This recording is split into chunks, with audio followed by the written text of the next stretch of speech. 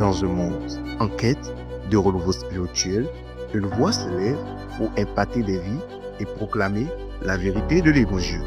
Un homme de foi, de vision et de consécration sous la direction divine dirige Méric, mission pour l'évangélisation du Réveil international pour Christ, un ministère dédié à propager l'amour et la puissance de Dieu.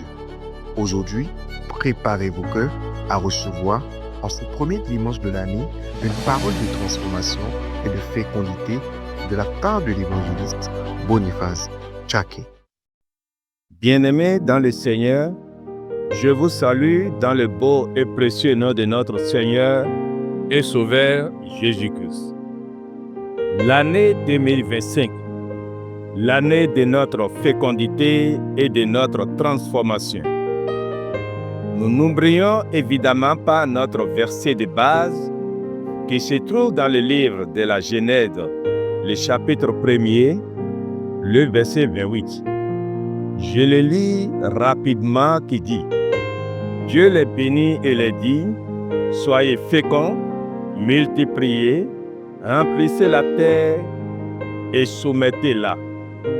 Dominez sur les poissons de la mer, les oiseaux du ciel et tous les animaux qui rampent sur la terre. Alléluia. Que Dieu bénisse ta parole. Toujours dans la même lancée, Dieu m'a mis à cœur un passage de la Bible, toujours dans la même lancée, pour vous expliquer plus en profondeur le thème que nous avons reçu cette année, qui est l'année de la fécondité et de la transformation. J'aimerais demander à quelqu'un ici si la personne se souvient un peu de l'histoire de Noé. On connaît tous Noé dans la Bible. Je veux que nous allions un peu plus dans les Écritures pour comprendre la raison de ce thème en cette année 2025. La Bible nous dit que la méchanceté et le péché de l'homme étaient devenus tellement grands devant Dieu que Dieu a décidé d'effacer l'homme de la surface de la terre avec un déluge. Si vous vous souvenez bien de l'histoire de Noé, la Bible dit que Noé était un homme intègre devant Dieu. Noé était un homme droit, un homme juste. Mais, à part lui, tous les autres êtres vivants sur la terre étaient tellement dans le péché. Les abominations et les péchés sont montés vers les cieux. Et Dieu a dit: je me repens d'avoir créé les êtres humains. Dieu dit que la méchanceté et le péché de l'homme sont devenus grands. Les deux sont devenus tellement grands qu'il a décidé, à contre-cœur, d'effacer l'homme de la surface de la terre avec un déluge. Et c'est ainsi qu'il a donné l'ordre à Noé, la seule personne qu'il a trouvée intègre. Et de par Noé a été aussi sauvé sa famille, de construire une hache, c'est-à-dire un bateau, pour y faire entrer sa famille et une paire de chaque espèce d'animaux que Dieu lui aura ordonné de faire monter, parce que Noé était intègre devant Dieu. Vous savez, lorsque Dieu a parlé à Noé, Noé n'a pas désobéi. Noé a obéi à la voix de Dieu. Et pendant 40 jours et 40 nuits, Dieu fit pleuvoir sur la terre et effaça de la surface du sol tous les êtres vivants qu'il avait faits. Et quand on dit tous les êtres vivants, là, je vous parle d'humains, d'animaux, de végétaux. Tout a disparu. Tout a été englouti par les eaux. Tout a été enseveli sous les eaux. Il n'y avait plus aucun signe de vie. Le seul signe de vie sur la terre était Noé, sa famille et les animaux qui étaient entrés dans l'arche comme Dieu l'avait ordonné. Mais regardez un peu ce qui se passe à la fin du déluge. Je vais dans Genèse, le chapitre 8, du verset 15 au verset 17. Écoutez bien ce que la Bible dit. La Bible dit, « Alors Dieu parla ainsi à Noé, sors de l'arche, toi et ta femme, tes fils et les femmes de tes fils avec toi, tous les animaux qui sont avec toi, tous ceux qui sont chers, oiseaux, bestiaux et tous ceux qui rampent sur la terre. Fais-les sortir avec toi, qu'ils pullulent sur la terre, qu'ils soient féconds et multiplient sur la terre. » Dieu revient encore sur la même chose. Remarquez bien, Dieu a effacé la terre. Il a supprimé tout le monde. Et là, c'est un nouveau commencement. Est-ce que quelqu'un comprend ce que je dis actuellement? C'est un nouveau commencement. 2025 est un nouveau commencement. Dans la Bible, Dieu a recommencé la création. Il a repris avec Noé. La Bible nous dit que quand il a effacé, il est venu redonner encore comme instruction spécifiquement aux animaux. Libère-les, fais-les sortir de l'arche et qu'ils pullulent sur la terre, qu'ils soient féconds et multiplient.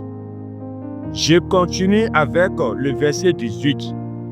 Noé sortit avec sa femme, ses fils, les femmes de ses fils et toutes les bêtes sauvages, tous les bestiaux, tous les oiseaux, tous les bestiaux qui rampent sur la terre, sortis de l'arche, une espèce après l'autre.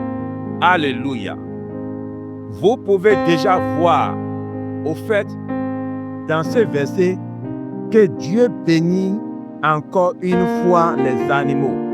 Et là, il parle de la fécondité et de la multiplication. Il dit, pullulez, allez-y, multipliez-vous, fécondez-vous, soyez féconds. Je vous amène un peu loin. Frères et sœurs en Christ, suivez-moi attentivement. La Bible dit encore, dans Genèse, cette fois-ci, je vais dans le chapitre 9, verset 7. La Bible dit, pour vous, soyez féconds. Là, voilà Dieu qui est en train de parler maintenant à Noé et à sa famille. Dieu a fini de parler, a donné l'instruction aux animaux. Maintenant, Dieu revient donner l'instruction à Noé, les êtres humains, ce qu'il a fait en son image et à sa ressemblance. Écoutez bien ce que Dieu dit. Dieu dit, pour vous, ça veut dire, j'ai donné déjà une première instruction à des êtres vivants. Mais pour votre espèce, pour vous, voilà ce que Dieu dit. Soyez féconds, multipliez-vous. Ça rejoint exactement le point que Dieu a donné aux animaux. Pullulez sur la terre et dominez-la. C'est de là que Dieu, maintenant, parle de la transformation. Et il dit encore une fois, de la même manière dont je l'ai fait au commencement, je vous rends dominateur, je vous rends maître, je vous rends commandant. Je vous rends assujettisseur. Je vous rends président. Je vous rends celui qui gouverne. Je vous rends plus grand que les autres créations. Ça veut dire que je ne vous limite pas uniquement à la fécondité et à la multiplication, mais je vous rends transformé parce qu'il faut vraiment qu'il y ait une différence. Quand Dieu te rend fécond et te multiplie, il faut qu'il te transforme aussi. Je finis avec le verset 7 rapidement. Dieu dit, dominez-la. Et Dieu parla ainsi à Noé et à ses fils. Tranquille. Voici. Dieu dit, voici. Dieu qui revient encore sur la même chose. Et pour vous expliquer très rapidement pourquoi est-ce que pour l'homme, il est important d'être transformé. Prenez l'exemple 5 d'une femme qui est enceinte. Lorsque vous voyez une femme qui est enceinte, vous savez déjà qu'elle est féconde. C'est clair. On n'a pas besoin de vous dire, allez faire un test. Non. Une femme enceinte, naturellement, elle est féconde.